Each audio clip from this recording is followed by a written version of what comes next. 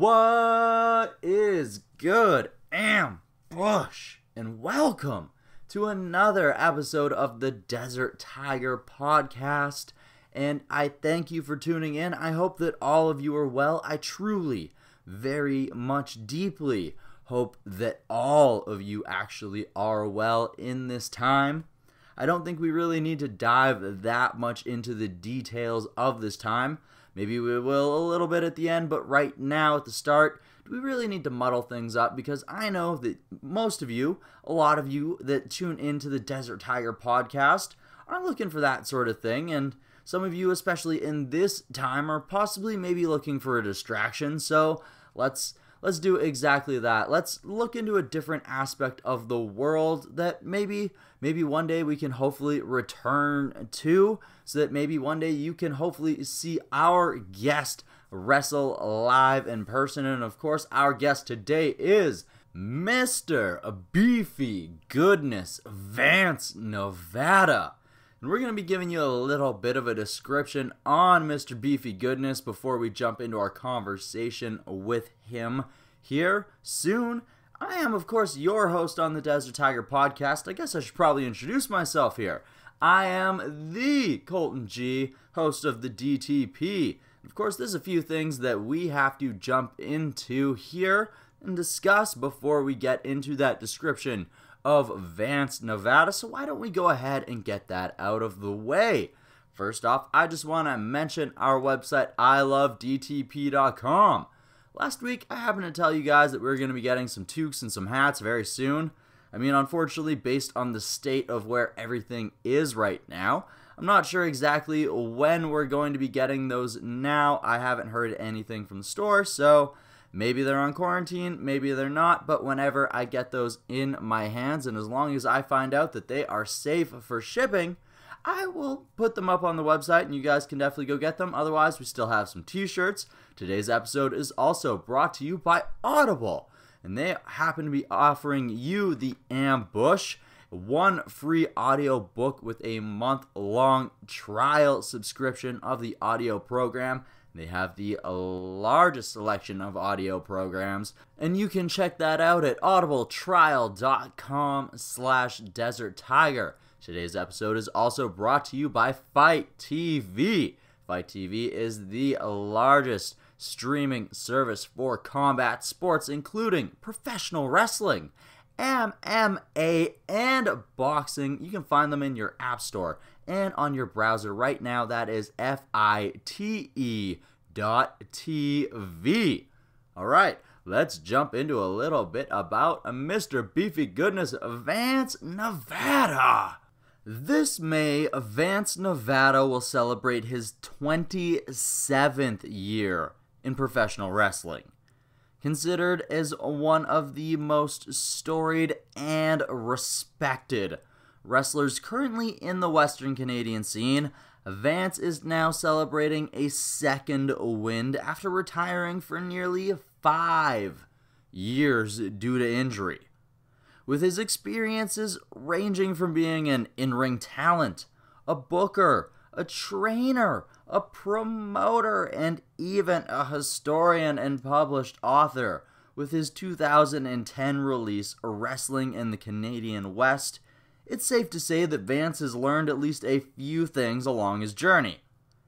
Making the most out of this second chance, Vance is truly valuing the opportunity to continue passing along the lessons he has learned while guiding a new wave of young wrestlers, and while continuing to document their growth as they continue to write their own histories.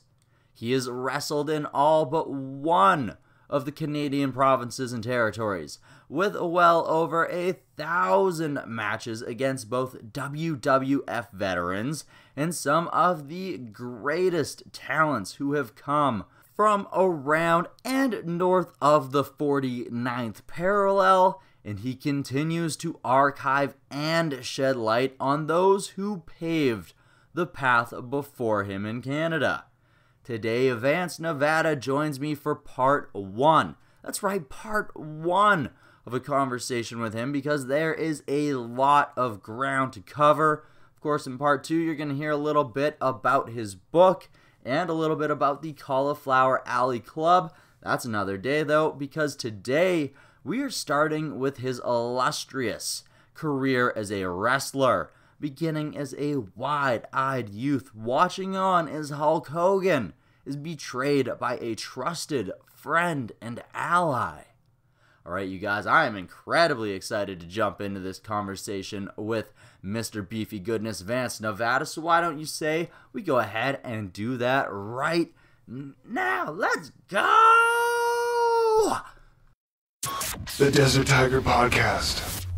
Alright, we are here with Vance Nevada, one of the most celebrated, one of the most respected, storied wrestlers in the Western Canadian scene, and he's also one of the historians that has helped build the history of Western Canada, a history that before his work and some other credible people seemed to lack a little bit of the respect that it deserved. So we're going to go through Vern with a little bit of his work in the wrestling world and maybe even touch into some of his life as a historian as well, a promoter, a little bit of a trainer, and everything else that Vern has accomplished in his amazing career. Sure, yeah. Let's dig in. All right, fantastic. So I saw before you happened to get into wrestling, before you were training, you were actually covering wrestling in the press, doing interviews with various wrestlers. So did you have a love for wrestling beforehand being in the Winnipeg area, or was that your introduction? Were you watching like the AWA and what Tony Candela was doing before that? What was your introduction into wrestling? You know what, when I was a kid, and my dad and my mother, they both had big families. And so I remember my uncles were all fans. My grandpas were both fans. And so wrestling was always on perpetually. And, it was kind of on in the background. I was a little kid. I was, dealing with my Tonka trucks and things like that, not really paying attention. And it wasn't until about 1986. And specifically, it was a match on Saturday night's main event where Paul Orndorff turned on Hulk Hogan. And this was like the craziest thing that I'd ever seen. And I was hooked instantly. And I had to see how this was going to play out. And was a fan ever since. And early on, you think, it'd be cool to be a wrestler. But you just can't declare something like that as a kid, especially coming from a small town. I'm from a town of about 2,500 people. So to say you want to grow up and be a professional wrestler, you might as well say your aspiration is to go to Mars. It seems just about as likely. So I also had an interest in writing. A friend of mine, who was a classmate of mine in school, he was a bit of an artist, and he had like a 3-panel comic strip for the local newspaper. And he said, if you get a press pass, you can get free tickets to anything and get backstage at these places. And I was like, that's awesome. I'm going to go get a press pass. And so I did some voluntary writing for the community newspaper. They gave me a press card, and one of the first events that I got to cover was a WWE event at Winnipeg Arena, and get backstage and interview Jumpin' Jim Brunzell. Oh, wow. Then the next time they came through Manitoba, I got backstage and did like a 30-minute interview with Bret Hart. So as a Canadian boy, especially like growing up, that was definitely a really big moment for you. Yeah, so a 16-year-old kid hanging out backstage at WWE. That interview with Bret Hart actually eventually got printed in a wrestling magazine out of New York. Oh. Which was like really cool, for a kid that, just aspired to be, in the wrestling business. And then, would cover some independent shows. But, watching on television, we were in a really great spot because in the 80s in Manitoba, we had the AWA out of Minneapolis. We had the WWF that was now emerging. And we also had Stampede Wrestling out of Calgary. Mm-hmm. So you had 3 hours of wrestling every week. This is pre-internet, pre-satellite. Exposure just to a lot of the colorful characters and just okay, so around the time that you actually fell in love was around the time that Vince actually started making his way up north into Manitoba. Yeah, absolutely. So it was just a really awesome time to be a fan, and I think everybody has an opinion about what was the best era of wrestling. I think that a lot of the stuff that we try to impart upon some of the young wrestlers today, we go back to the 80s and take a look at what Vince was doing with the talent when he was trying to take wrestling from the cliche smoke-filled arenas and make it mainstream pop culture. Because in many ways, the struggle that we have on the independents today is the same.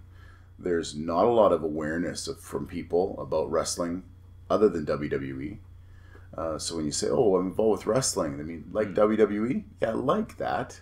Not that. And so when you can bring them out to the arenas, when they can kind of see some characters that they understand and relate to, it really goes back to what Vince was doing with that national expansion of his brand.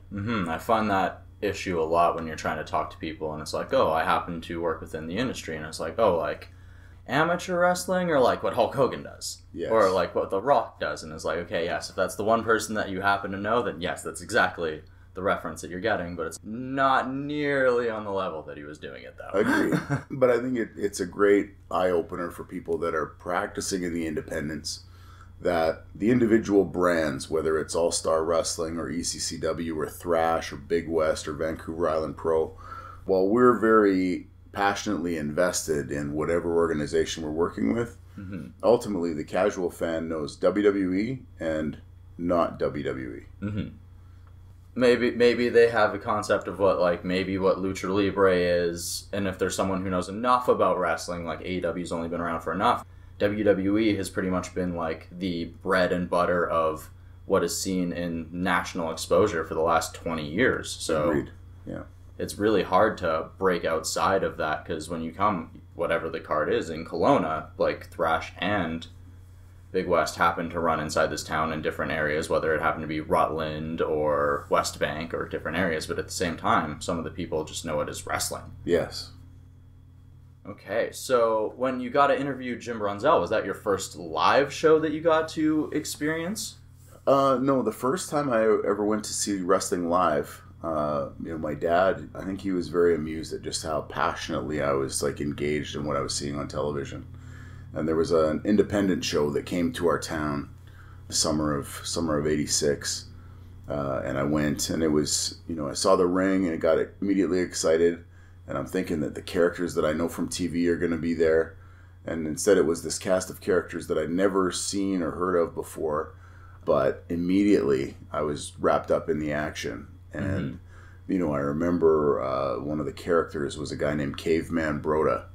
And Chris Jericho actually talks about him in his first book, because as he was breaking into the business, he was setting up rings with Caveman Broda on a tour of northern Manitoba. But Broda, was this really dynamic little performer around Winnipeg. He never really went outside of Manitoba ever. At the time, in mid-'80s, he was a villain, and he had this, in signature campy indie wrestling style, a red t-shirt with white letters ironed on that said "Commie," and that was all he needed to get heat as a heel. And but just like fantastic bumps, he could take that hard buckle and flip out over the top rope to the floor. So later on, when I got into the industry and now I walked into the dressing room for the first time, there's Caveman Broda. And some of those guys that I had seen as a 10-year-old kid, now I'm a peer to those people and getting to learn from them. So it was really kind of surreal the first 6 months of my career. Okay, well, let's get into that. How do you transition from writing about the wrestling industry and interviewing some of its bigger stars to actually getting inside of the ring yourself and taking your first bumps and learning your first moves? So I think it's probably one of the most uncommon stories ever. When we were in high school, I had a French teacher who was trying to get people to learn French and get passionate about French. And in rural Manitoba, there's not a lot of French-speaking people there, unless you're in those specific communities. So what he had said to us is, if you watch Hockey Night in Canada on the French channel, I will give you credit for that. And I thought, this is really bizarre. Like, how could you even prove that we watched it? Like, yeah, we could be listening to it, not understanding a single word, but you're going to give us credit for that? And so I proposed this idea. I said, what if we staged a wrestling match and did all of the promos and all the commentary for this thing in French? And he thought, yeah, that sounds cool. And so we had a lot of kids, and particularly some of the kids in the class that were struggling to make the passing mark. We're like, yeah, we could do this. So we put it together. We got in touch with the promoter. It was actually the same promoter that had promoted that independent show in my town Okay. to borrow a ring. Mm-hmm. So he lent us a ring, I think, for $100. Oh. We set this ring up in the school gym, did this match, and it's like totally backyard horrible. If you were trying to watch it, I don't think there's any footage of it that remains. I'm hopeful, but just a bunch of 16-year-old kids in there doing the thing. And then afterwards, I had a buddy who was kind of an AV guy. We sat in his house on a Saturday and did commentary in French horribly over this match. So we got some credit for that in class. But the promoter, when he came up to pick up his ring, was supposed to come up and get it and take it home. He said, "Listen, I'm busy. Can you just hold on to the ring and we'll get it back from you in a little while?" I'm like, this is awesome. Now we've got a wrestling ring.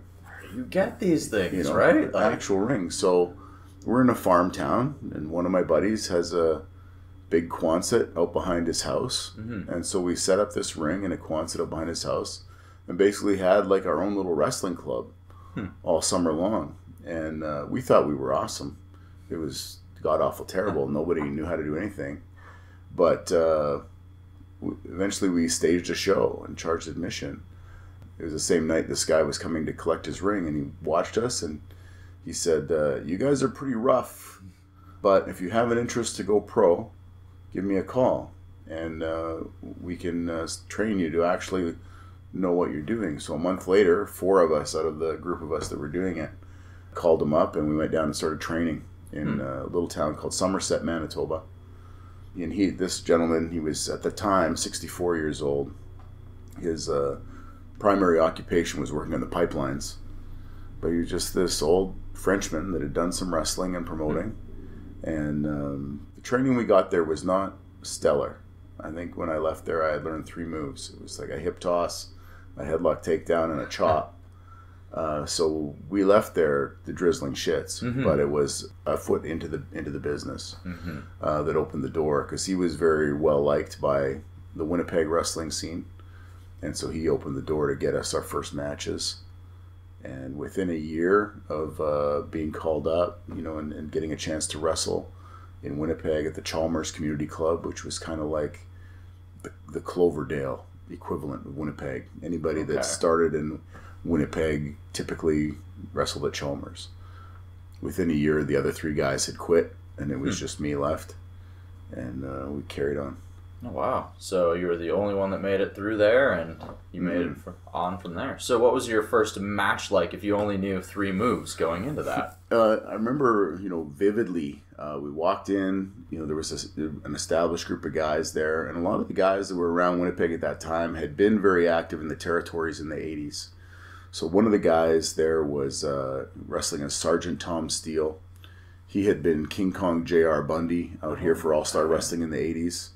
Playboy Doug McCall had been in Vancouver in the 80s. Mike Stone had wrestled in Vancouver in the early 80s as Easy Rider and had been a tag team champion out here, but he had also wrestled in Mexico and down in Kansas City in that territory. So you had some guys that had a bit of credentials and pedigree behind them. And then you got me at this time, 17 years old, 161 pounds. I had no idea what I was in for. But they came in and said, well, you guys have been training together, so you should know each other's stuff. So you guys got 10 minutes and go to a Broadway. And no one had even clued me into what a Broadway was, which means to go to a draw. Yeah. So we went out there and did our thing. And, within the first minute, we had used all our moves. And then it was just kind of like 8 minutes of awkwardness. And then I finished him with a really shitty sharpshooter. And that was the end of the match. And I remember as I was going to the back, the Chalmers Community Club, it was like the gym was on the main floor, and then you had to go downstairs into the basement, into the locker room. And as I hit the stairwell, I could hear the vets at the bottom. Like one guy had just been ahead of me in the stairwell going to the locker room. And someone further down said, "How was that?" And I could hear him say, "Well, that was the shits." And I'm like, well, here we go. But I was, persevered. Everybody's got to start somewhere. So if you don't really have like a proper introduction to training, how are you learning moves? Like, what is your progression like at this beginning stage of your career? So the way that they handled it was wrestling at that time was like every second Wednesday or something at Chalmers Community Club. The ring was stored at the club. So you would show up early, usually around noon or 1 o'clock, set the ring up. They would train for 3 hours, and then you would go and do your matches. You know, and sometimes it would be one specific move you would be working on. Like, hey, you know what? You need to use a sunset flip tonight in your match, so let's work on sunset flips. Or, you know, drop kicks. You're a young guy, you know, a light guy. You should be able to fly around the ring, so let's work on drop kicks. Every now and then, Leatherface from Japan, he's originally Rick Patterson was his name. He would come because he's originally from Winnipeg, and he'd be home visiting his family, and he would pop in, and he'd be like, hey, you know what, they're doing this new move in Japan. It's like a backwards somersault, and they do it off the top rope. You should try that. And so you'd be like, oh my God, I'm so nervous. And I'd get up on the top rope and try to do a moonsault to the floor. And you'd have like the vets there that, you know, catch you. But I remember like completely crashing and burning on a moonsault to the floor and skidding down the ring post that had just been freshly painted. My t-shirt had this like big red streak down the back of it. My first introduction to the moonsault.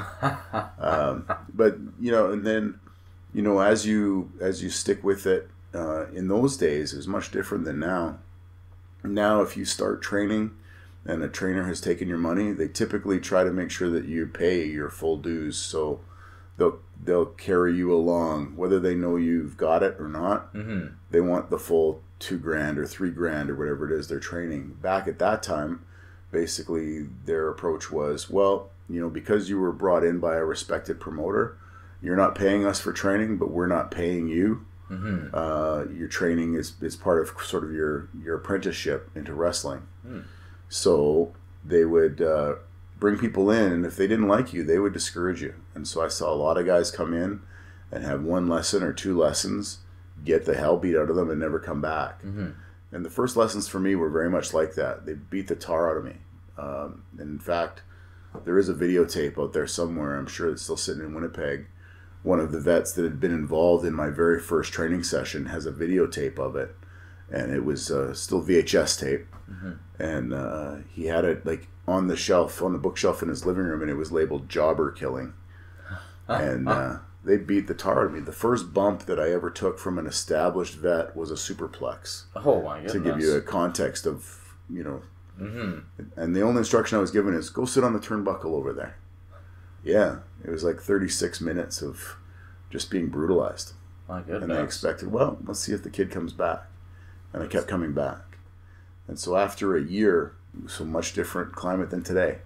After a year, finally somebody said, okay, well, this kid's not going away.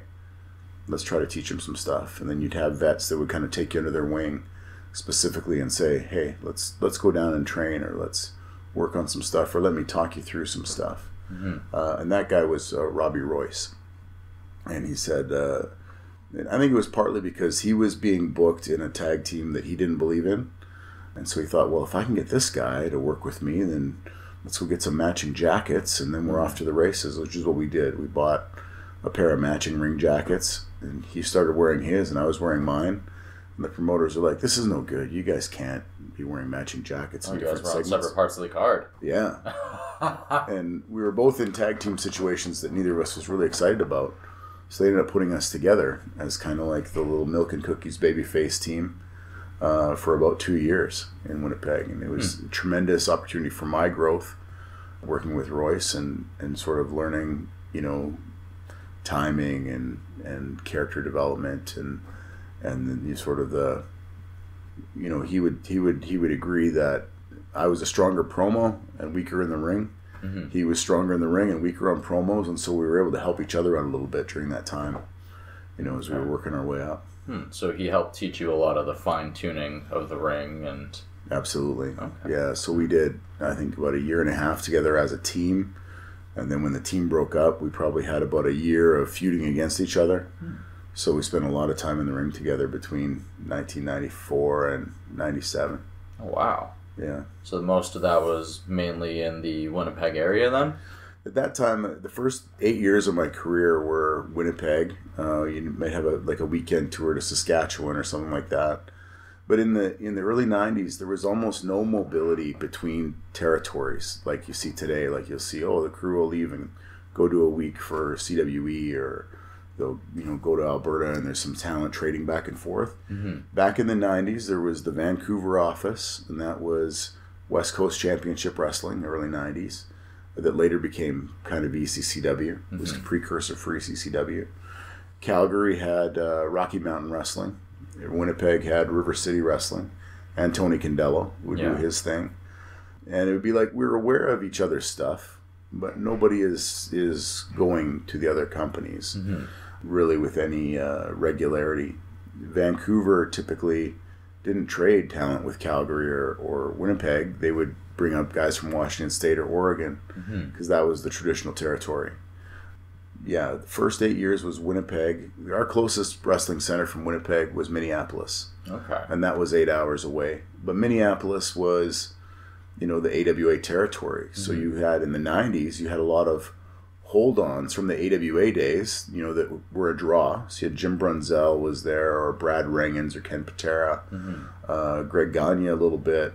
They were still headlining the cards. Then you had all the indie guys underneath that were Minnesota locals. So there was really no opportunity for anybody from outside to get in there at that time. And it wasn't until 2001 that a guy named Eddie Watts, who was the guy that gave me my very first bump, that superplex, he had called me up. And he was a Manitoba guy who had a lot of success. He worked Vancouver in the 80s. He worked Stampede in the 80s. The Maritimes was where he had his greatest success in Canada. But he'd also wrestled in Mexico quite a bit, Japan and Puerto Rico. Okay. And he'd been a junior heavyweight champion for Carlos Colon's promotion in Puerto Rico. Just a tremendous talent that never got the visibility that he should have on a national stage. Intense guy, like a bulldog. Like if he was around today, he would be a perfect fit for NXT. Eddie Watts had taken a liking to me, and kind of kept tabs on me. Like, hey, we beat the crap out of this guy, and he's still here. Years later. And so in 2001, he said, hey, I'm gonna put in a word for you with Emile Dupree in the Maritimes, which was a huge honor, because when he would come in to Winnipeg, and he wasn't there very regularly, he would just do his thing, stick to himself, very introverted. So he called Emile Dupree and got me booked in 2001. So I went down to the Maritimes, and unfortunately they had a very short season that year. We were only there for about 3 weeks instead of 12. They shut down, but then the following year, things really started to take off. So I was touring a lot more with the Can-Am Wrestling Federation out of Calgary. We did a 7-week tour of the Northwest Territories. And then I was home, and I got a call one night, Sunday night. It was Eddie Watts. He was in the Maritimes wrestling for a company called Real Action Wrestling. And he said, listen, we got 2 guys here that aren't working out. We need you in Halifax on Wednesday. Bring 2 sets of gear, because you're going to wrestle in a mask to take one guy out, and then you're going to wrestle as yourself to take the other guy out the first week around the loop, and then we'll carry on from there. So, this is a Sunday night. I have to be in Halifax by Wednesday. Now we're online. Luckily, it's internet time now. Yeah, thankfully. Looking for plane easier. tickets or whatever. The price of the plane ticket, I couldn't afford it, so I was on a bus first thing Monday morning from Winnipeg to Halifax. Wow. To get there Wednesday morning, because I needed to be there Wednesday night. And I was wrestling under a lucha mask as Insanity in the opening match, and jobbing out one guy. And then I would go to the back. I had one match to get changed. I was going out match 3 as Vance Nevada and jobbing out the other guy. But that tour in 2002 was such a tremendous breaking point for my career in terms of, now we went from being regional Winnipeg to national. But the crew we had that year was unbelievable. So we had Bobby Roode was there, and I had like a week around the loop with Bobby Roode. And some of those matches were among my favorites. Mike Hughes from Prince Edward Island, who's still a headliner in Prince Edward Island, who's been to Japan and Korea and England and Germany, Puerto Rico. Wow. Gary Williams, Chi Chi Cruz, Eddie Watts, myself, But then there was also a girl who was just emerging that year. She had just debuted earlier in the year, named Sarah Stock, who went on to have great success in Mexico and then in TNA as Sarita. Oh, okay. And now she's an agent in the WWE. Mm-hmm. So we had all these people there. So, it was really, really intense physically.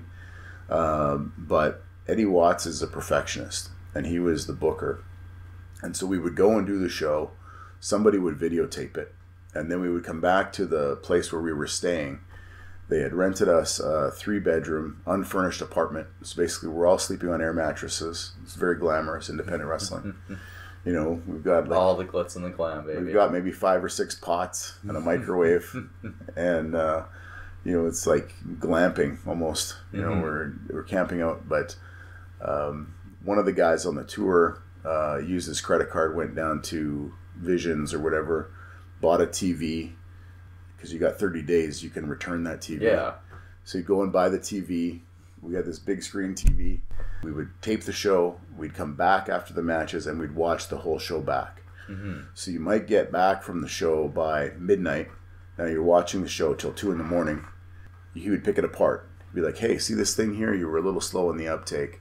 Let's improve this tomorrow. This spot didn't really work. Don't do that anymore. Let's try this. Do more of this, less of this. And so you think about it. We'd be doing that every day, and then we'd get to the building, and he was always there early. He'd ask the ring crew, when's the ring going to be up? They'd say it'll be up by 1 o'clock. He'd go, okay, we're going to be at the town by 1:30.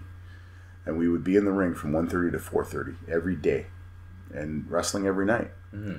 So you're training for 3 hours a day, fixing those 2 or 3 things that weren't working the night before.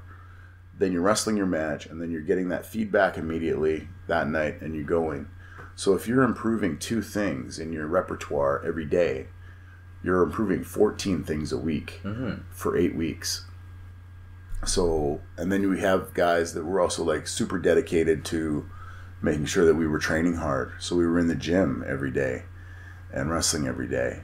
And when I came out of the Maritimes in 2002, that's when I moved to Vancouver. But I arrived in Vancouver that summer in the best shape of my life, cardio through the ceiling, and ready to conquer a territory. Just because you had been working on every little aspect of the game day by day. Got to be immersed in the culture of wrestling without the distractions of having to hold down a job to support your wrestling habit. Oh. So, yeah. So then we were in Vancouver. Wow. So that was quite the difference going from the Maritimes to Winnipeg for you then. Absolutely. And it was, Winnipeg was, there was really, my pal Steve Stryker used to always say Winnipeg was geographically castrated. Because if you were in Washington or if you were in BC, you had access to the Pacific Coast, Washington, Oregon, California, all within a reasonable drive. If you're in Southern Ontario, you've got access to Detroit or New York State, where a lot of wrestling is happening. And you've got a greater chance of visibility from the right people. Mm-hmm. But Winnipeg, the closest we had was Minnesota, and it was kind of a closed shop, really, in the 90s. So we weren't going to get spotted incidentally by anyone.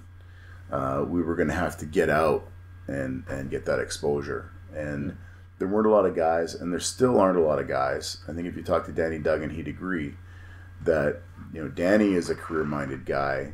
There's maybe a handful of other guys that you see like AJ Sanchez and Tyler Colton and Mentolo, who are career-minded guys and have traveled internationally.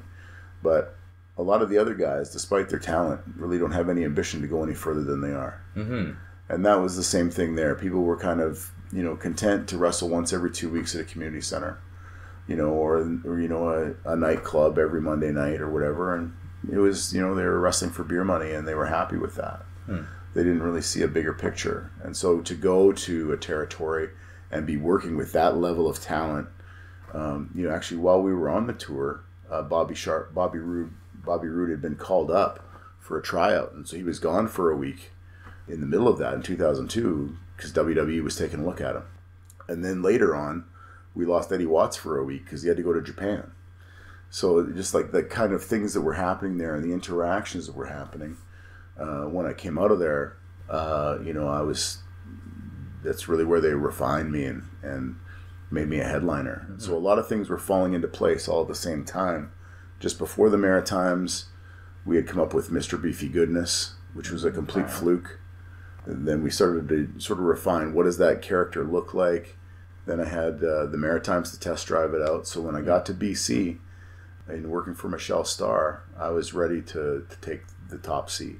Okay, so it's going to that saying where you're basically the 5 people that you surround yourself with the most. So taking yourself from an area that maybe necessarily isn't as motivated to one that's very dedicated, made you very inspired, and lit a fire underneath you to just go and take over wherever it was you were going from there. So what was the move that led to Vancouver? What was the actual thing that drew you to BC? Sure.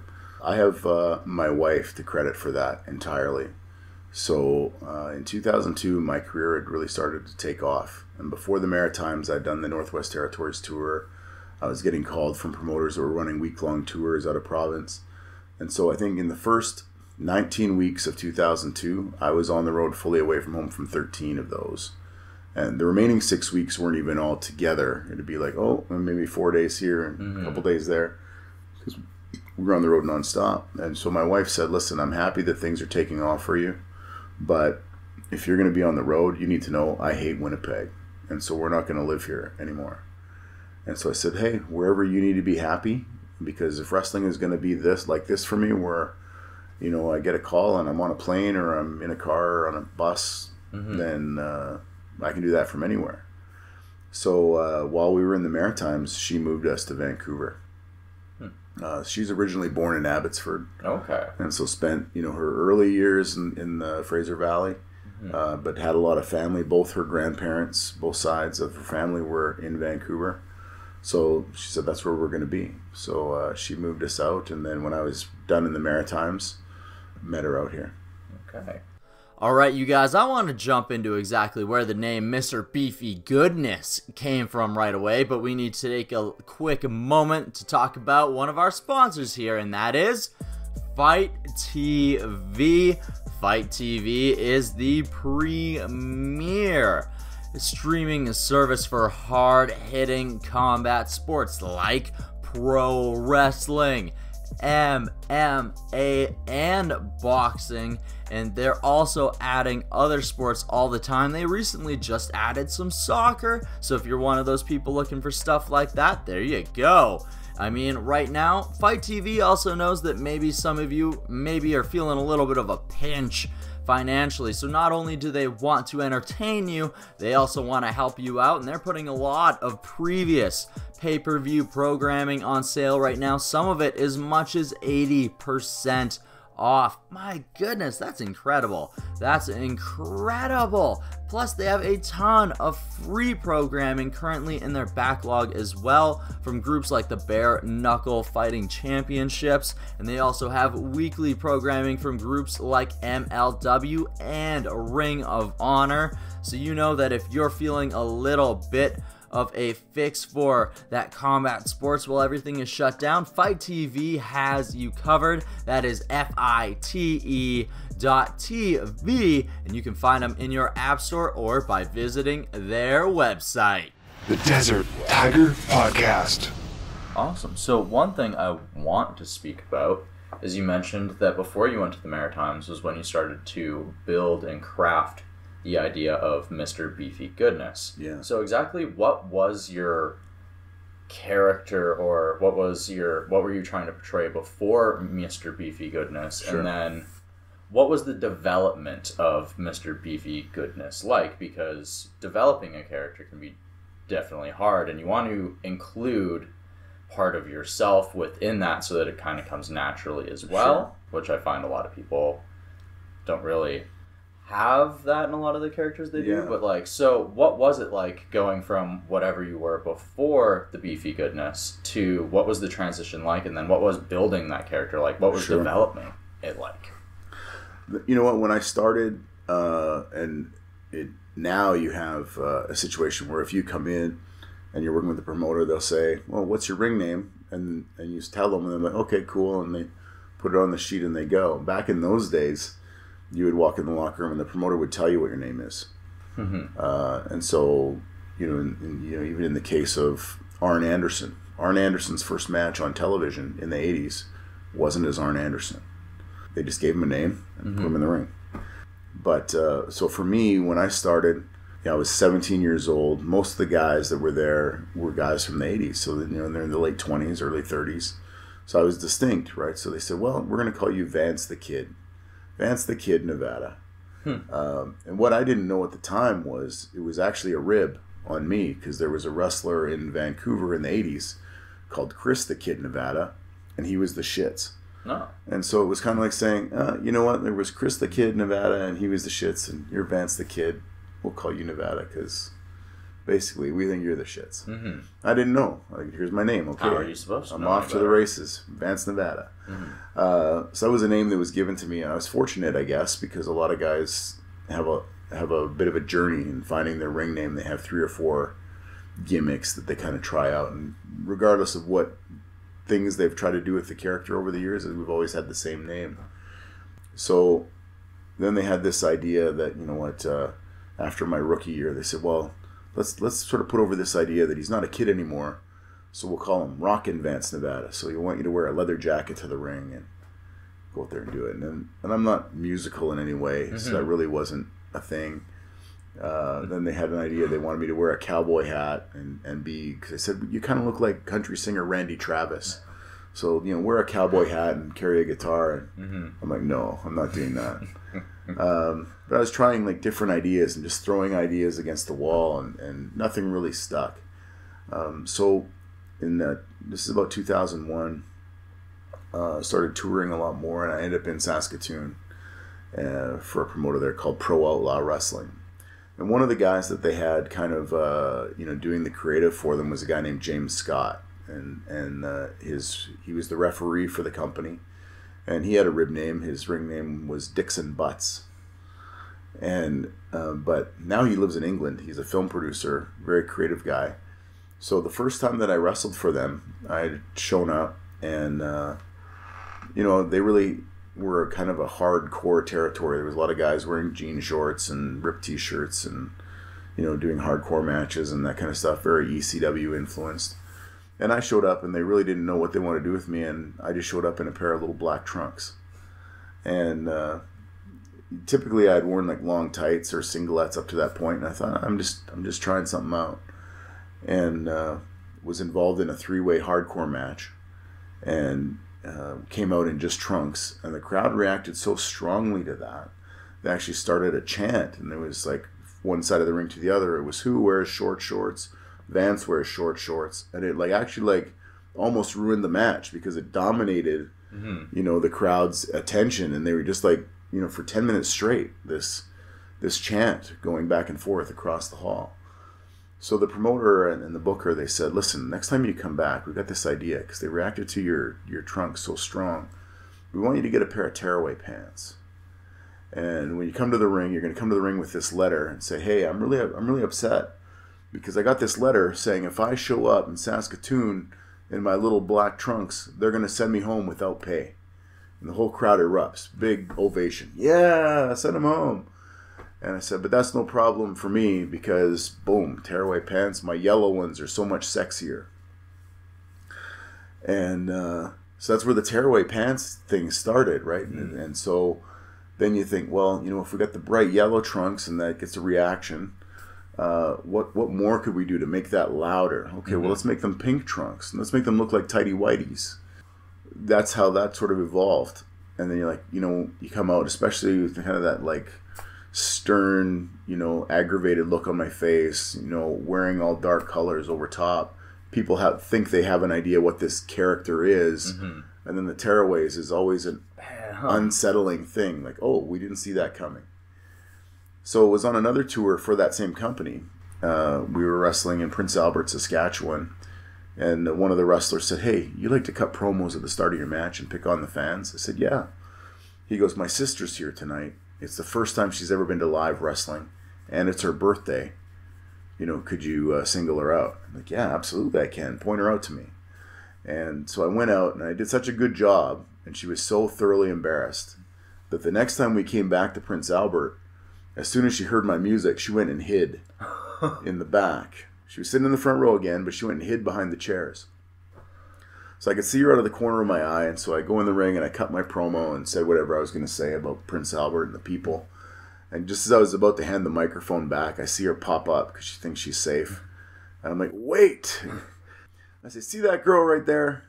And now everyone's looking. She's like sneaking around behind the chairs back there. She's going to try to come through the crowd, come over the guardrail, come in the ring, and grab 2 handfuls of my Beefy Goodness. And to this day, I have no idea how that phrase, Beefy Goodness, came into my head. But when I turned around to wrestle, my opponent was laughing so hard, we had to delay the start of the match. And he was a long-haired guy, and he had thrown his hair over his face, but you could just see his shoulders vibrating. And so I'm kind of like, taunting the crowd and do the tearaways and then get that reaction. And I get to the back, and everyone in the back is going, Beefy Goodness. And there's like this big laugh. And so they said, do that again tomorrow night. Beefy Goodness. Single somebody out.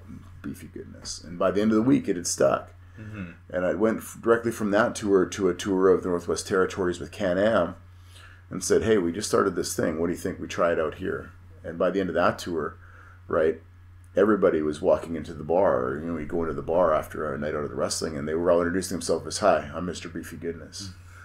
And they were just, when you get a character that the boys in the back have responded to so strongly, you realize we're onto something here. Mm-hmm. So now let's take those bright colored trunks and put the word beefy across the back. Because whenever you get in front of a new audience that doesn't know, mm-hmm. right, they're going to remember that beefy guy. And so it's become a message that I try to tell guys, that are coming up in the business is you can be the greatest wrestler, but if you're just another guy in black trunks and black boots, and you haven't given the people something that they can latch on to, if they're coming to indie wrestling for the first time, by the end of the night, they might not remember who's who. Give them a reason to remember you and be able to say to the promoter, that guy in the pink trunks or that beefy guy, I hated his guts. I want to see someone kick his ass, because that promoter is seeing money. And that, ultimately led to me being, booked as a heel for the rest of my career in a very safe spot, because wrestling will always need heels. Every promoter is booked their local babyface, their Hulk Hogan, mm-hmm. and they need heels for him to vanquish to build his legend. Very true. And so if you tried to be a top babyface and be a traveling babyface, it's a harder gimmick to sell. Nobody knows who you are. It's harder to get them to cheer you right off the bat. Yeah, but as that top heel, I can cut the promos from here. Now with internet, we can have those promos airing in the market where you're going to be. They fly you in. You have the big showdown with the champ. Make him look like $1 million and fly home. You've done your job. So that's been tremendously beneficial to my career and being able to travel lots. You come in, did multiple tours of the East Coast and the Maritimes, Newfoundland. And now I've wrestled in every province except Quebec. But so that's on my bucket list. Before I wrap up, I want to have a match in Quebec. Yeah. Awesome. Well, hopefully that can happen for you there. Yeah. So, Vancouver. In researching this interview, I happened to notice that you took a little bit of time before you won the championship in Vancouver, and before that you had quite the string of losses. Yeah. So, was that a booking decision? Was that a personal decision that you came in and asked them so that you could put over the territory when you were coming in? What was the... what was that? I had asked for that spot. Okay. And what had happened was, when I was in the Maritimes in 2002, the money wasn't good. And there was a lot of questionable accounting happening. And so in that whole 8 weeks that I was in the Maritimes, I never had a payoff that was on time or in full or didn't bounce. And then midway through the tour, they were running into so much trouble. They said, listen, we're going to cut all non-essential staff. Well, you haven't even paid me enough that I can afford to go home. So now I'm stuck in the Maritimes. So the very last check that they gave us, they kind of let us know that day, we thought we were working till the end of August. It's the 27th of July. They let us know that day, tonight is our last night. Tonight is the last show. So we got no warning. We could make no plans. And I was right then at that moment a week behind in pay. So I couldn't even walk because I'm still waiting for pay. So I went out and did my match, and they gave me a check, and I knew it was going to bounce. But I also need to get home. So I put it in the bank. I told my wife, cash that check immediately so that we can afford to pay rent at home. And we're going to have to deal with the consequences of the bank later on. So I left there, and I was just kind of burned out a little bit. I'd been pushing hard, but doing all the things you're supposed to do as a wrestler, but just that financial setback was really a blow. And I'd also dealt with like the politics of Winnipeg wrestling, at a point where I'd been there for so long that I could kind of write my own ticket. I could show up and say, yeah, this is the program I want. No promoters really pushed me hard. Just like, yeah, Vance, we know he'll deliver, so we'll let him do this or that. And I really wanted to earn it. I really wanted to start from the bottom. And so I came into the territory, and Michelle Starr said, who do you want to work with? You got to, who would you like to have an angle with? And I said, if it's all the same with you, I'd just like to work the opener. And he looked at me like I was crazy. Yeah, no doubt. And I said, you know what, just let me work the opener. I've got this idea for a spot. And it was kind of a play on Shawn Michaels' showstopper gimmick, right? It was a bit of a parody on that, but as a heel, come out in the opener as the first face they see through the curtain. And then cut that promo before the match to say, right now I am the single most important person in your life because I'm the opener. I'm the guy who's going to get the ball rolling. I'm the guy that's going to get you stewing in your own juices, right? It's my job to set the tempo for this whole thing, right? And then they were saying, shut up. Listen, you need to give me respect because I'm not going to wrestle until I get my point out. And the longer that you talk and I can't finish my statement, I can stand here all night long and work the opener. And whenever there was an opportunity to do so, put over the local talent. And I really hadn't considered the politics of putting over the local talent at that time. But 6 months later, meanwhile, while I'm doing the opener for Michelle Starr in Vancouver, when I'm getting booked other places, they're still booking me in main events. So I'm going to Saskatoon for Pro Outlaw Wrestling and wrestling with Wavell Star in a kendo stick match in the main event. And I'm coming back with fresh gashes on my forehead. And Michelle Starr looked at me one time when I came back from one of these trips and my forehead was all scarred up. And he said, you son of a bitch, you've been holding out on me. No more openers for you. It's time for you to be a main eventer. And he started the progression right there, working me towards the ECCW title. And when it was time for me to get my push, I had now put over every single guy that was in line for me to work through to get to the champ. So they also had no problem not doing the job for me because I just put them over big and clean in the middle, with no ego. And so they put the belt on me and gave me a good long run. I was a champion for 14 months as ECCW champion, and then later NWA Canadian champion for another year. So it wasn't I wasn't thinking long term politically about it. I was just thinking, I just want to earn my spot. And so we did. Okay, so Vancouver, you end up becoming ECCW champion, NWA Canadian heavyweight champion. So among those title runs that you had, do you have a favorite among those times that was one stick out the most for you, or just the programs that you were running while you had the belt? I think there were so many matches at that time because we had a lot of the 80s WWE legends coming in at that time. So I had to have matches with Jim Neidhart and Honky Tonk Man and Matt Bourne, which fantastic. It was really, really great. I think probably the title match with Scotty Mack is a match that it actually still gets talked about 18 years later. We were in the locker room and Azim the Dream had been there live and he's telling people this cage match that Vance had with Scotty Mack in 2003 was off the chain, and we really wanted to do something different, and we had been building up to this showdown, and I said, Scotty, what if we do this? What if it gets rough right off the bat? Like there's blood before the opening bell. And there was, and I had a nice big gash on my forehead. I hadn't calculated how that was going to be a problem on a vinyl canvas, because there was points in the match where I'm bleeding so heavily that I'm slipping and sliding and trying to run the ropes. Michelle Starr's wife was like tugging on his arm, telling him to stop the match, because all you could see on my face were my eyeballs and my teeth. It was like the cliche crimson mask, 12 stitches later on. But I think the match took place. I'm the new ECCW champion. We did it in a way that Scotty Mac stays strong as sort of the franchise player of the organization.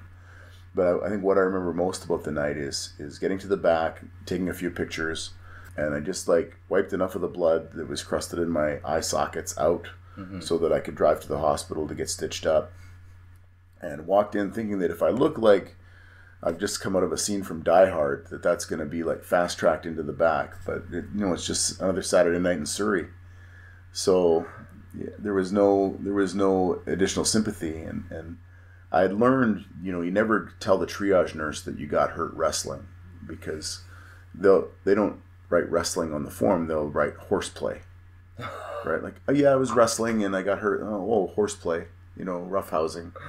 So I'm trying to explain what happened in a way that is a literal translation of the event. So I said, I was climbing this chain link fence and I lost my footing and cut my head on the top of the chain link fence. And she kind of looks up at me. And again, this is a Saturday night in Surrey. She says, you must have wanted to get in somewhere really, really bad. I said, no, I was trying to get out. Now security's watching me. Right, for the rest of the night. And so I finally get in, and 3 hours later I get my stitches. And it's been now all day, because you're running on adrenaline when you're going to the show, so you don't eat, probably from 4 o'clock in the afternoon. Now we're at 3 o'clock in the morning. I am starved. I've got my stitches in. I'm still a mess. I got clotted blood in my ears, and my hair is all standing up, back in the days when I had hair. And we went to the McDonald's drive-thru, placed my order. They took my order.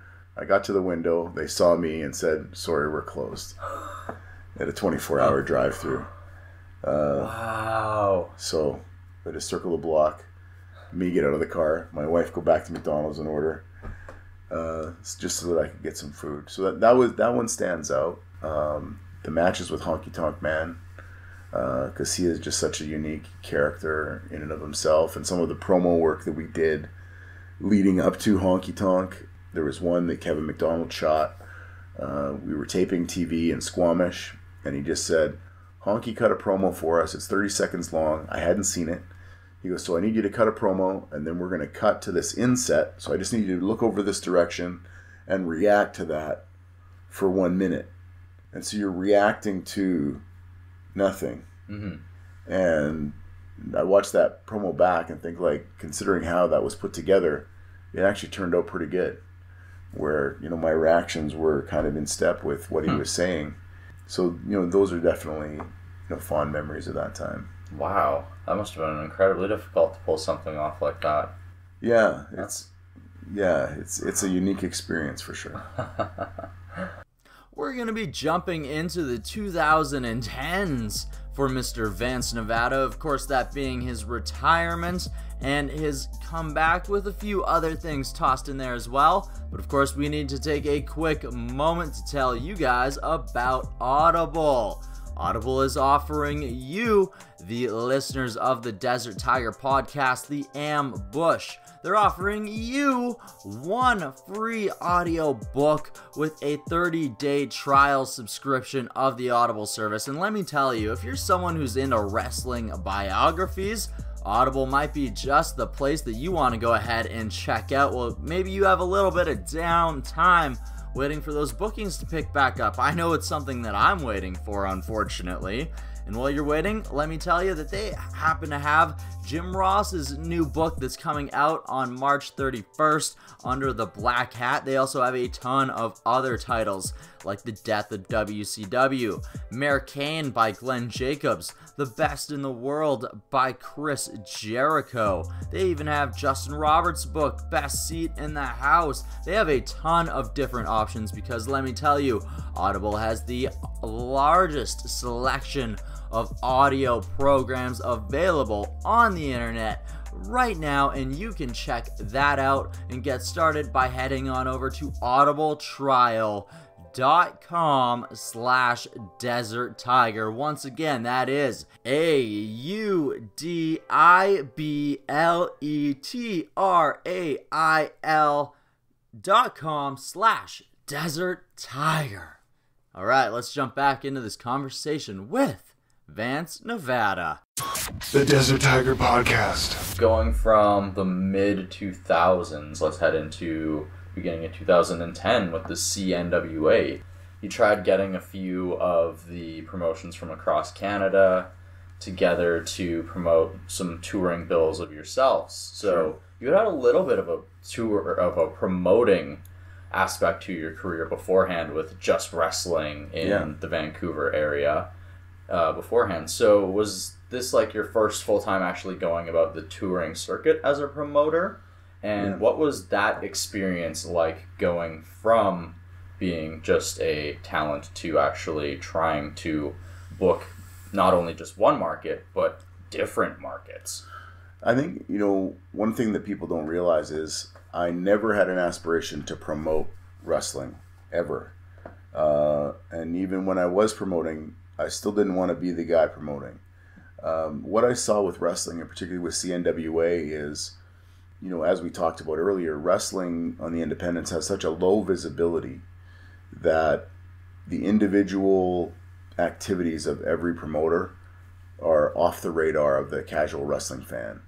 And if you try to explain it, when you start to actually get down into the nuts and bolts of it and say, well, in British Columbia, for example, right now, there are 10 different promotions, which means there's 10 heavyweight champions and 10 tag team champions and 10 cruiserweight champions, or whatever that might look like, 10 ladies champions. Well, if you've got 10, now which one matters? Mm-hmm. And to try to explain that to people that didn't even know there was one champion, now this seems very convoluted, right? They know in the NHL, there's 84 teams and there's one championship. Mm-hmm. You've got conference championships and whatever, but there's one championship, and the same with Major League Baseball and the same with basketball and, football. So, and when there is a distinction, it's like CFL, NFL. They get it. This is the Canadian one. This is the American one. Mm-hmm. But if now the CFL has 20 championships in a year, like the prestige of the Grey Cup doesn't matter. And so I'm trying to explain to, the wrestling promoters, listen, if you look back at Stampede Wrestling, and everyone up until my book, when you talked about the history of wrestling in Canada, it was Stampede Wrestling. That was the depth of it. Mm-hmm. Stu Hart, the Hart brothers, Stampede Wrestling. Certainly they were a big piece. They promoted more shows than anybody else by volume. Produced probably the most stars of any of the circuits in Canada, per capita. But Stampede Wrestling wasn't just Stu Hart. Stu Hart promoted Calgary. He had different promoters promoting the other towns. So it was Mike Boulat in Edmonton, and he had Ned Powers in Saskatoon, and he had Pinky Jacobs, Porky Jacobs in Regina, and Bus Murdoch in Lethbridge. But they all agreed that Stu Hart is in Calgary and has TV. It makes sense if we're all aligned with this brand. We're using all the same talent. Let's promote under this brand and use TV as that vehicle to make it all stronger. Mm-hmm. Because when you can bring the talent to town that is on television, it seems bigger. So let's look at that model, right? And it can work again. So if you have a Big West or Thrash Wrestling that promotes the Okanagan, nobody else is promoting the Okanagan. It's not like we're barring anyone from doing it, but geographically it makes sense. you're in the Okanagan. You got All Star in the Lower Mainland. You've got what we're doing in Red Deer and Southern Alberta, the promoter that just runs Edmonton, the promoter that just runs Lethbridge. You've got the promoter in Saskatchewan, the promoter in Manitoba. Why aren't we all aligned under one brand? Because it helps the public to understand, but it also gives us a greater platform of visibility for the trade media, like Pro Wrestling Illustrated magazine, to say, here is a CNWA superstar. And when that brand encompasses 4 provinces, and I think very similar to what CWE is doing now, you have one brand that's touring 5 provinces, 6 provinces. Anybody that has their finger in that is suddenly national, even if they're not touring. And we had our own magazine for a while. We did 10 issues of a magazine that now is promoting the storylines and the characters from each company across promotional boundaries. And as a result, now the CNWA national title is being recognized by Pro Wrestling Illustrated magazine. And they've got pictures of our champion in there multiple times. And anybody in Canada that is now associated with CNWA is now being considered in the PWI Top 500. Bambi Hall was a runner-up for Rookie of the Year, which is the first time that a Canadian had been in that Rookie of the Year category since Chris Benoit in 1987. So for more than 20 years, Canadian wrestling had been ignored by the media, and now all of a sudden the CNWA national champion is getting booked to go to do a tournament in Los Angeles against Drew Gulak. We're getting consideration for the talent in the Cauliflower Alley Club. Bobby Sharp wins the Future Legend Award. A year or so later, Bambi Hall was nominated. No, I think Bambi was actually nominated the same year as Bobby Sharp. Off of that visibility, right? It created such an awareness of Canadian wrestling. And I think it could still work today, where you've got the promoters that just do Vancouver Island, you've got the Lower Mainland, you've got the Okanagan, you've got people that are geographically unique. If we could band together under one brand, we have a chance of actually having visibility with the mainstream media and credibility and pooling resources. So if for example, I'm a guy that's backstage and I'm helping with all the press releases and all the media engagement, for me to do a press release every week talking about All-Star Wrestling and its subsidiaries, All-Star Wrestling Thrash in the Okanagan, All-Star Wrestling, VIPW on the island, egos will never allow that to happen. And there's a lot of personality conflicts. We might not be able to create it, but for that 2-year period, we had a recipe for success. And really the catalyst to bring that together was we had an individual, Fred May, from Alberta, and he had been the producer for Stampede Wrestling for years. Mayford Productions was his deal. He was the guy that got Stu Hart syndication in the 80s. He's the guy that produced Pro Wrestling Plus that was on TSN with Ed Whalen. So he had a lot of experience in television, and he said, listen, I can get you national TV. Okay. If you're going to get us national TV, I don't know of any one promotion anywhere in Canada that has a strong enough roster top to bottom that we could just put that brand on TV. We need to bring an amalgamation of the best of the best. So, we're in Alberta. Let's bring in Kyle Sebastian from the Okanagan, combined with Bobby Sharp in Edmonton, Danny Duggan from Winnipeg, Casey Andrews. On the women's side, let's get Bambi Hall, who was just emerging at that time, bring her in with some experienced girls like Rhea Von Slasher. And then you've got like this sort of like supporting cast of really credible vets to prop up those emerging stars who should be headliners.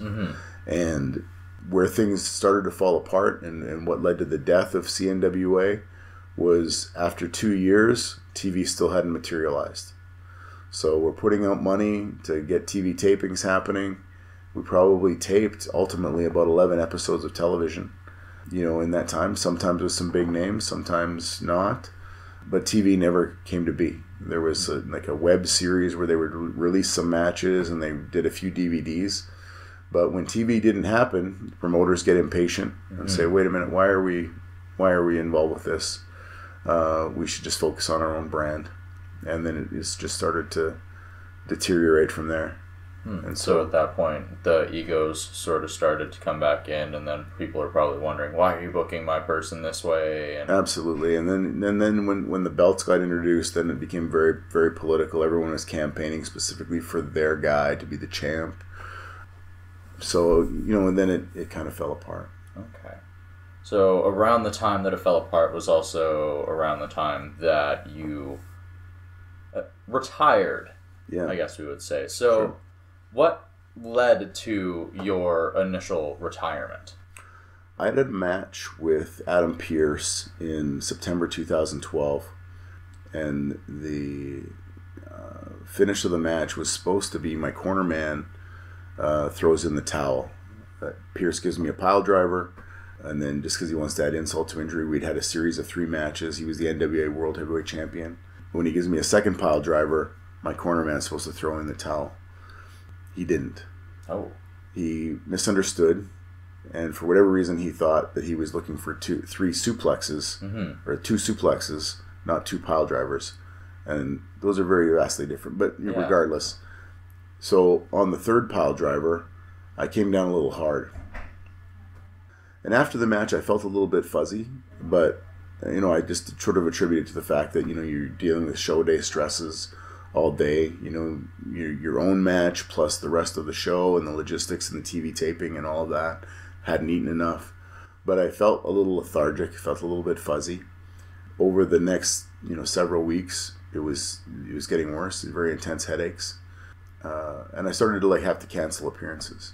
And say, hey, I know I'm booked in Kelowna this weekend. My head, I can't do it, but I will show up and do autographs or be guest referee in the main event or something, to fulfill my obligations.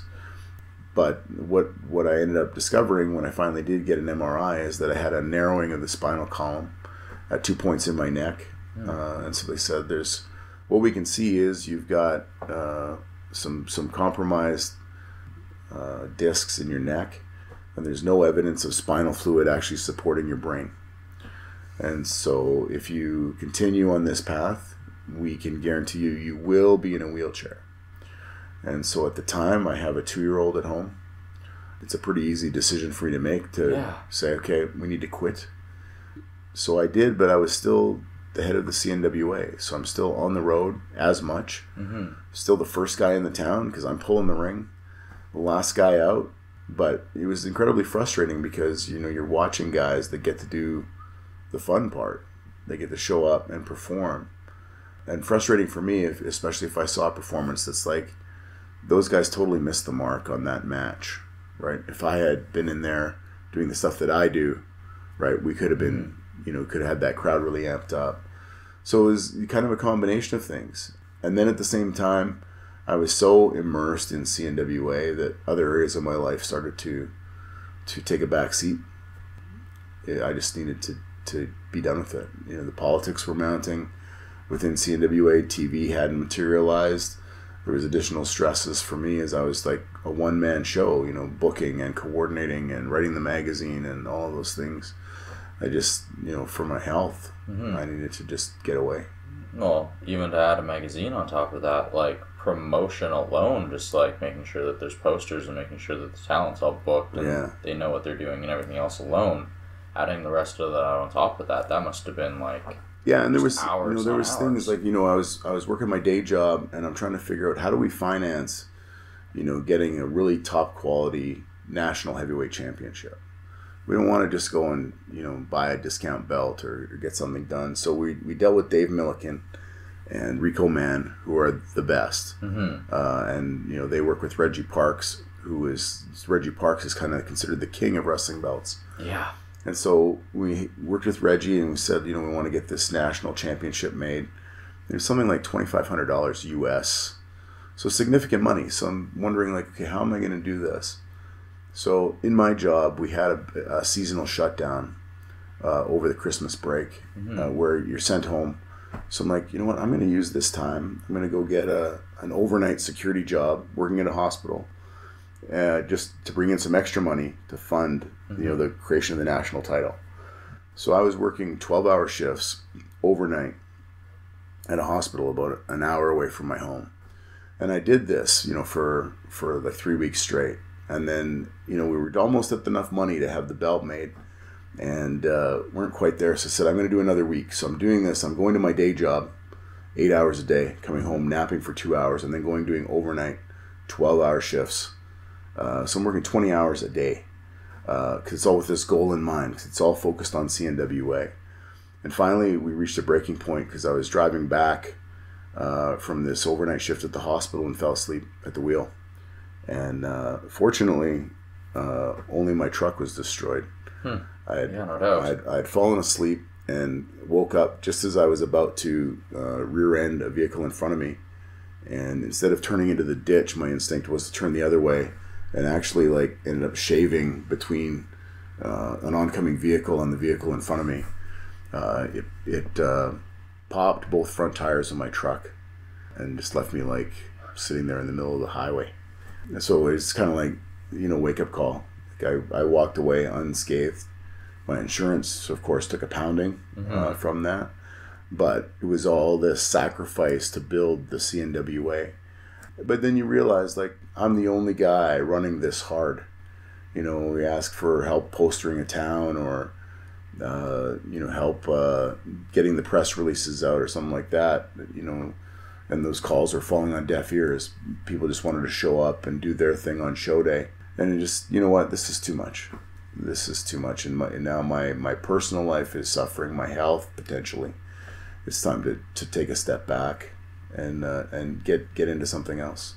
Okay. So sold the ring, actually gave my boots away to the kid that I wrestled my last match with. Wow. And moved from Alberta to Manitoba to just knowing myself. I'd go home and get bored, and 6 months later say, I'm just going to go visit those guys. I'm just going to go up and check out the show and say hi to the guys. And the next thing you know, you're guest refereeing, and the next thing you know, you're back in. And I said, I don't want to tempt myself that way. And so I moved back to Souris, Manitoba, and got into a whole different career field for a while, and just sort of put wrestling out of my mind for a couple of years. So then what exactly was it that drew you back? Was it the did you get cleared by a doctor and then suddenly the itch came back? Was it just the years suddenly came on, and then through just doing research and other things that yeah, you know what? What was it? It started with sort of a progressive healing of my neck. So at its worst, in 2013, we were in the tail end of the CNWA. The doctors were all sure that I was definitely headed for neck fusion. So they weren't doing anything really other than just medicating it and waiting. I had an appointment with the spine clinic at the University of Alberta coming up. So they're like, you know what, we know you're going to get your neck fused, so we're just going to patch you up and keep you going. So every 10 days, the migraines would get so intense, I'd be in the emergency room at the Lacombe Hospital. They'd give me a shot of Toradol just to calm everything down so that I could sleep, and that was good. So 2013, it was every 10 days. The following year, it was every 6 weeks. And the year after that, it was about every 3 months. And then we reached a point where I didn't have to go get a shot anymore. And got an updated MRI. They said, yeah, the spacing in your neck has come back. The years of not taking bumps and not taking care of it correctly, the neck was better. So no more major headaches. It was good. So in the meantime, Danny Duggan is promoting tours with CWE, and he's always looking for guys. And so he calls me up and says, hey, we're coming through. You want to wrestle? No, I don't. I'm done. And I had been, I did do, some guest ring announcing for him when he would come through the area, and, go and do that, or maybe put guys up at my place when they were coming through town to save him on his hotel bills and stuff like that. I did one mixed tag with the midget wrestlers, so it was myself and Short Sleeve Samson against a radio DJ and Prince Akeem. But you'd hardly qualify that as the role that I had in that as a match. It was kind of a comedy spot. But then he called me up one time and said, listen, we're on the backswing of a national tour. Some guys got hurt in Saskatchewan. We really could use you. Could you come and help us one night? Because we're a little far out from Winnipeg for those guys to come out. We just need help here. The next night we're closer to Winnipeg and it's close enough to get some other guys out. So I said, yeah, I'll do it one night. You know, knowing that my wife really wasn't warm to me getting back into wrestling, you know, very concerned about my neck. So I said, don't do anything on Facebook. Just advertise locally in the town. Because, you know, if my wife finds out in advance, this deal is dead. So we went ahead and did the match. And when I got there, he was so excited now that he's actually like lured me back in. He said, hey, you know, now that you're here, you know, why don't we set up an angle, set up a return? And I said, listen, man, I haven't wrestled in 5 years. I don't even know if I can still go. I might go out there and take one bump and I'm done. I said, let's play it by ear. I'll go out there and I'll wrestle. And if I feel like I might have another one, I'll cut the promo. If I don't, I'm just going to leave the ring. And so I went out and did the match. And I was blown up sky high. Like I had no ring wind at all to speak of. But I didn't hurt. And so we set up a promo for the return match. And then over the next few months, it was kind of a match here and there. And then suddenly it was, okay, every tour he was on, I was on the Manitoba dates. And then now, back in BC, I'm wrestling pretty well every weekend for one company or another. Seems to be the case. Yeah. So how are you enjoying it now? And are 2 years into this return, are you still feeling pretty good about it? Yeah, physically I feel great. I think I'm enjoying this run more because there's also a great self-awareness about where I'm at in my life and career. I don't have the same pressure thinking that, you know, there could be a WWE run in my future, so I want to be working towards that. I'm 44 years old. The WWE is not calling. But you know, I also got 2 young kids at home and I'm not interested to have that schedule. You know, I'm happy to, you know, do the matches that are, you know, within 3 hours of home, and I can be home in my bed the same night, you know, and don't have a lot of the trials and tribulations of a touring wrestler, and have a quality of life outside of the wrestling business. So it's been tremendously fantastic, and to really have an opportunity in this run to give back. So to take, and I say this a lot to guys as context, because they'll say, the wrestling business has changed so much and nobody understands the old way. And I say it's not that they don't understand, it's that there's nobody to teach them. The problem with professional wrestling today is that nobody on the independents has seen it be any good. And what I say that, if you have someone who is 20 years old and has been following wrestling their whole life, that's still only since the year 2000. And they're not going to remember the first 5 years anyway, when they were toddlers. So they've only followed wrestling since 2005. There was a lot of good stuff before that, right? And I point back to, you know, the 80s and the heavy character development that Vince was doing when he was bringing guys from regional to national, where you have those blood feuds between Rick Rude and Jake the Snake Roberts, and how they set up that storyline could all still very much apply today. The benefit is now, because nobody has that frame of reference, now the Attitude Era of the late 90s was the golden age of wrestling. When you go back a decade before that and look at the way that characters were developed and stories were told, we can now, you know, recycle that and bring it forward to today and have it be just as fresh as it was then and just as effective as it was then. What's old is new again. Yeah. So to be able to, you know, share these influences with talent that are trying to find themselves in the same way that I was in the 90s, and say, hey, you could try this approach, or here's a guy whose matches you should be watching that you're not thinking about. Certainly everybody's watching Ric Flair and Randy Savage and Ricky Steamboat and Chris Benoit, but what about the Ricky Mortons and the Jake Roberts and the Rick Rudes, you know, who were tremendous characters and tremendously over. And their body of work now is so accessible with YouTube and all of these other platforms. Well, even take a character like Superstar Billy Graham, who at one point in his career was at the top of the world, but a lot of newer wrestlers have barely even seen any of his work. Yes, absolutely. And, definitely when we watch some of that wrestling today compared to what we know fans want, there's some of it we have to roll our eyes at and say, wow, that was so incredibly telegraphed or so incredibly hokey. But respect that in that day, that was, the standard that made people go wild. But I think there's so much incredible talent. And I think that's one of the things that I enjoy the most is when you look at the locker room right now and see the potential of talent. A decade ago when I was here, I had a very big hand in mentoring the Singh brothers during their early years and taking them on the road and touring with them. Doing a tour in the Maritimes where I was in the opening match with Gurv Sira, now Sunil Singh, every night for 26 nights, and really helping him to really understand the psychology and the business of wrestling. So now to take a look at the success they've had, and guys like Kyle O'Reilly, I wrestled him in one of his first matches.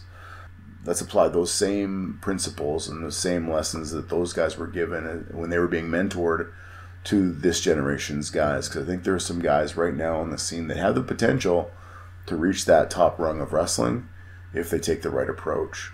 And certainly, you're having the opportunity to share a locker room with them. Guys like Braden Goss, guys like Jace Darcy, Maddox Static, Cheetah Bear, Jude Dawkins, Riley Jade, who's already had participation in a WWE development camp and has been called up for extra work with them on SmackDown.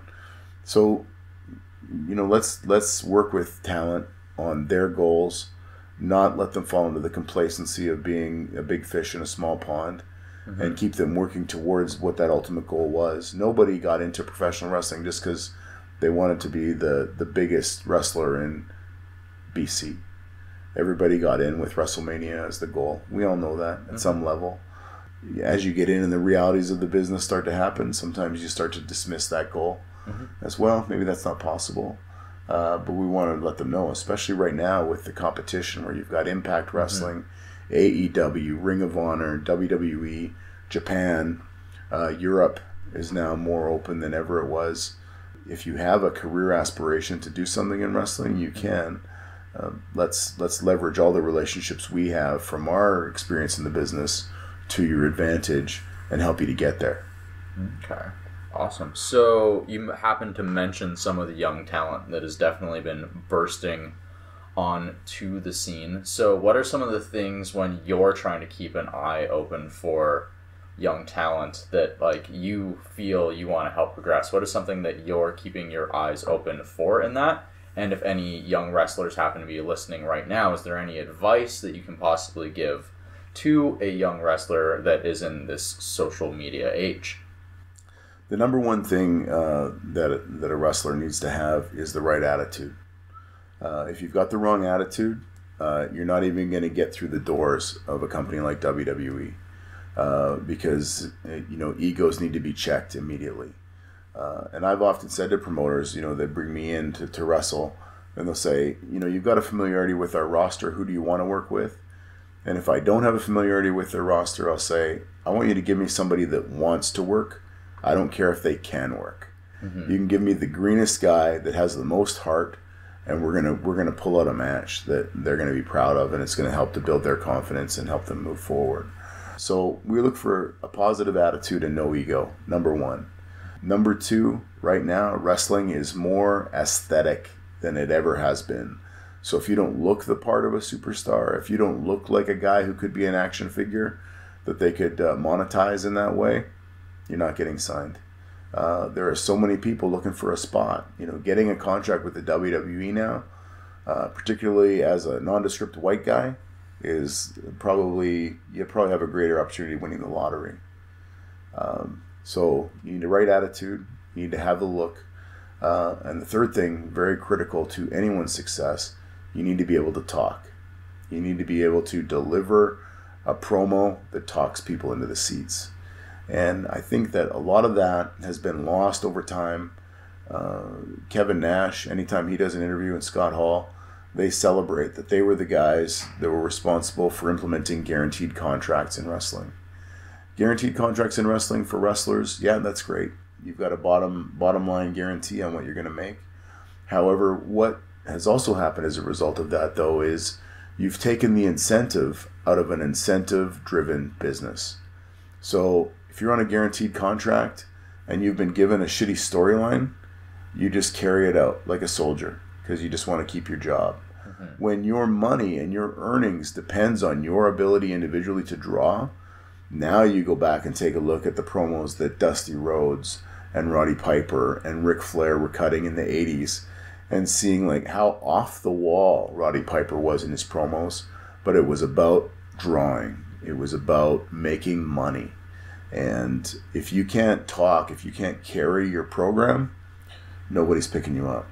Some very, very solid advice from Mr. Beefy Goodness himself. And I think that's where we're going to cut off part 1 for today. Don't worry, part 2 is going to be coming at you very soon here. I had originally planned on releasing part 2 closer to when the Cauliflower Alley Club does their annual meeting in Las Vegas every September.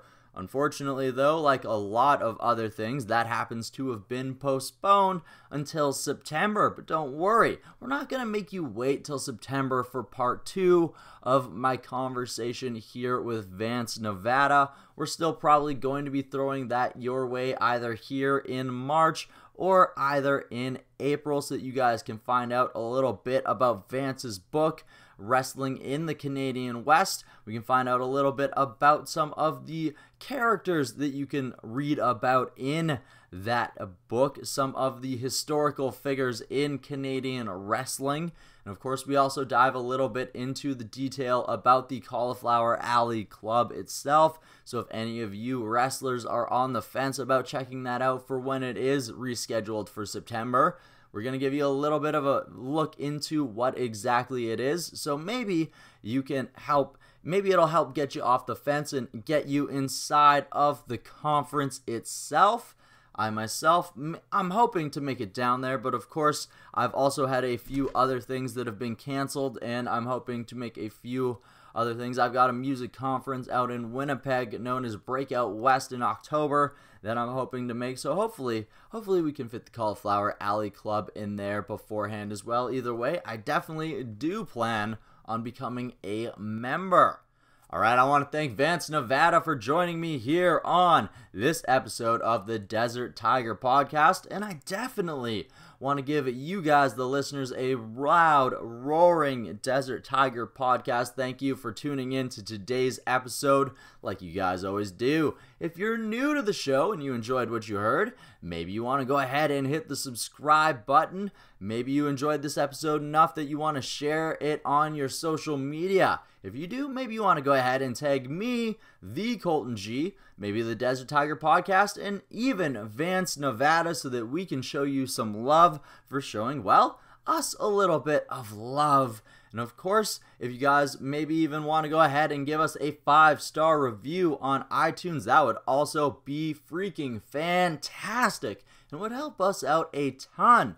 I mean, if the other services gave the option for a 5-star review as well, we would ask for those too, but iTunes just happens to be the one that does that. Stitcher also does reviews, so if you happen to be listening on Stitcher, I would also take a 5-star review there. I think we have one 5-star review on Stitcher. We have a few more over on iTunes, and we would always accept a few more. Next week on the show, I might just throw out the first of the best of Desert Tiger. I was originally going to do the best of. I was going to spread them out into feel-good moments and then the feels where we get really emotional. I was going to do the feels first, and then I was going to do 2 parts of the feel-good moments, but I think we're actually going to do one of the feel-good moments first, just because I think everybody needs a little bit of that in their lives right now. And then after that, somewhere in April, we'll probably do the feels, and then we'll do part 2 of the feel goods. Once again, probably either later in April or come May. So that might be what comes this week. That, or we'll either give you part 2 of Vance Nevada. I'm not exactly sure where we're going. I'm also talking to a few musicians who are currently trying to scramble to replan a few things. So I might also throw one of them on depending on exactly where things are. As I'm sure is happening with a lot of you, things are a little bit up in the air, but we still move forward. We adapt, baby, because we are the desert tiger, and wherever we may roam, wherever the sand goes between our paws, we're gonna let our roar go as loud as we possibly freaking can. And normally when I end these episodes, I always talk about finding your mountain and climbing to the top, and I always say in that sometimes the rocks are going to fall out in beneath your feet because that's adversity. Well, we're going through a little bit of adversity right now, and I always say after that adversity makes us stronger. So as a community, let's band together. Let's be stronger as human beings and be better human beings. Let's grow from this and take it as a learning experience. And after it is all said and done, after it's all blown over, we can go back to being incredible individuals that have taken this time to not be those who are spreading panic, those who are making people worry. Let's be those people that help set people at ease, those that help our community, our neighbors, that help them grow in this time of need as much as we possibly can. And with that, I will leave you with a big old roaring bye-bye.